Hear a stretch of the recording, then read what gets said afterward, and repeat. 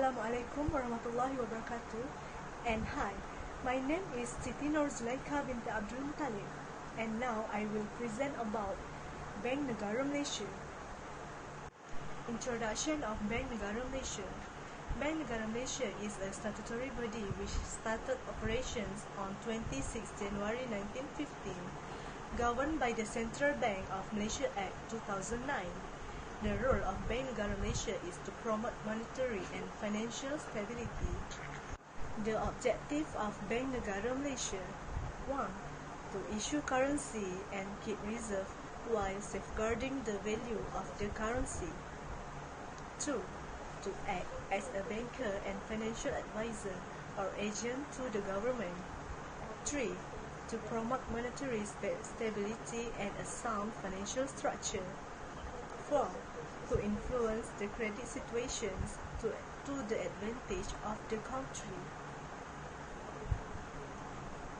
Okay, next, the functions of Bank Negara Malaysia. Number 1. Bank for currency issue. Arrange for the printing of currency notes and the minting of coins. Issue, reissue and exchange notes and coins at its office and at such agencies as it may, from time to time, and establish or appoint.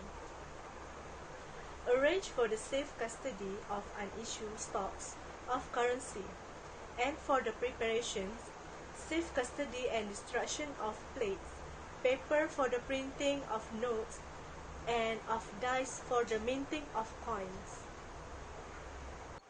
Number 2. Keeper of International Reserve. The country's official external reserve are held and maintained by Bank Negara Malaysia. Number 1. Gold. 2. Foreign exchange assets and reserve in International Monetary Fund (IMF). Number 3.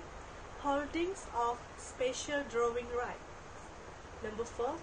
Investment in denominated in the major international currencies such as bank balances, treasury bills, bonds, and other appropriate term securities to secure the best results and return or benefits for the country.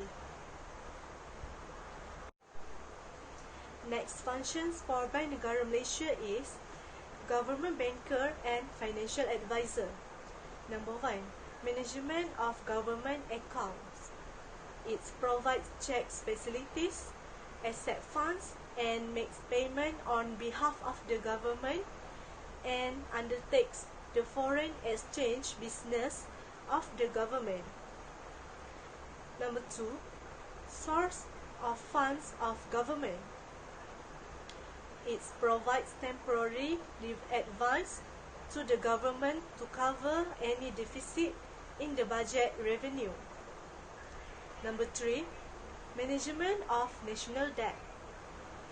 It advises the government on its loans programs, including terms and timing of loans and the issue of new type of securities.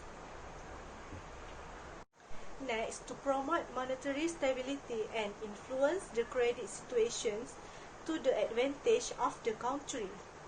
BNM is obligated to ensure that the supply of money and the volume of credit are sufficiently elastic to the demands in the domestic economy without creating undue pressure on resources. Number 1. Influence the level of inflation. Number 2. Promote saving deposit. 3. Preserving price stability. 4. Sustaining economic growth. The functions of Bank Negara Malaysia. Number 5 is bankers to the bank. Number 1. Promote a sound financial structure. Number 2. Licensing of banks and non-banks. Number 3. Banking relationship. 4. Currency distribution. Number 5. Inspection and investigation of banks and non-banks. Number 6. Lender of the last resort.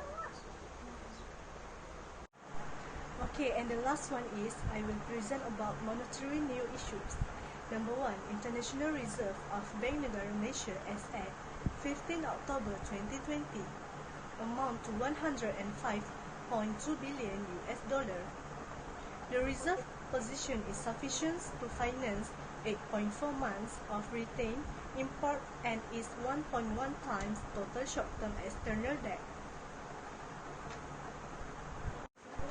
Okay, the monetary issue number 2 is targeted repayment assistance better serve borrowers' need.